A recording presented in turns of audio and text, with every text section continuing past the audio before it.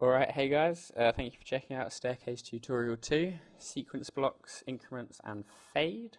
So here in front of me I've got 20 layers, and what I want to do is I want to sequence them based on their label color. So if we come over to block size, and we keep block size empty, it's going to show us the label colors we've got selected, and it's going to automatically split them into blocks of those label colors. Now to sequence, what we want to do is we want to keep stagger random empty, and when stagger random is empty, you can see the move button shows these three blocks one after the other, as if we're sequencing them. If I was to put in a value here, let's just say 3, you can see the move button has changed and the blocks are on top of each other as if we're going to stagger them, but we want to keep them empty. Move button shows that we want to sequence them, and we want to sequence by block, so we click outside block and click move. If we zoom out a little bit, you can see what it's done is it's found the in point and out point of each block and sequenced them accordingly. And even if all the layers in blocks start and end at different times, if we select them now and click move, zoom in, there what you can see that what it's done is it's found the in point and out point of each block and sequenced them accordingly, which is cool.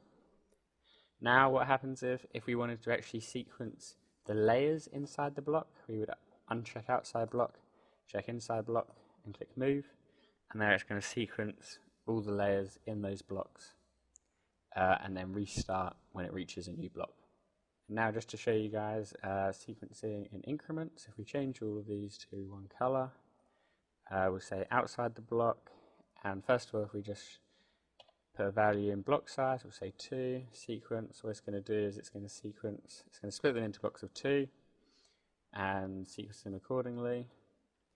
Or if we command Z, we could say block of 2, block of 5, and click move again, making sure there's nothing in stagger random.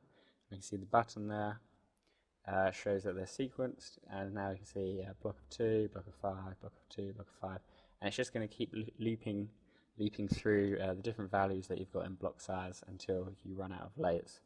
So you could even say like block of 1, 2, 3, 4, and click move, and go 1, 2, 3, 4, 1, 2, 3, 4, which is cool. Alright, and now just to show you guys fading real quick. Here what I've got some photos I took when I was in India. And they both consist of a photo layer and a text layer. And what I'd really like is a sort of slideshow between them. So if I was to select these layers and click move now, what it's going to do is it's going to split them into blocks based on their label color and sequence them accordingly. But the text layers start and stop slightly before the photo layer, and there's a bit of a harsh cut.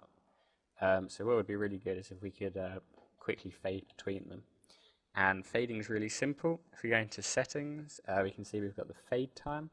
Fade time is the duration of the transition, duration of the fade, and this is based on the unit value, which at the moment is set to frames. We could set it to seconds or minutes, but for now we'll just keep it as frames. And if we close that, and so to add a fade, what we need to do is hold shift when we click, and if we hit T for opacity now, if we zoom in, what we can see is it's added a fade to the front of the layers. So between these two keyframes is 10 frames, and Staircase has worked out that this layer ends within that time, so it's added a keyframe in the appropriate place. So now when we play through, it's got that nice transition, and there's not a harsh cut. So shift click adds a fade to the front, and alt click adds a fade to the back. And so if we undo that and hold alt and click when we're in sequence mode, and there we go. Now at the moment it's still a harsh cut because it's added it to the back, but the way we've selected the layers, it's gone underneath. So what we could do is if we hold shift and alt, it's going to add them both to the front and the back, and then there we get a really smooth transition between our layers really quickly. Okay, and that brings us to the end of sequencing.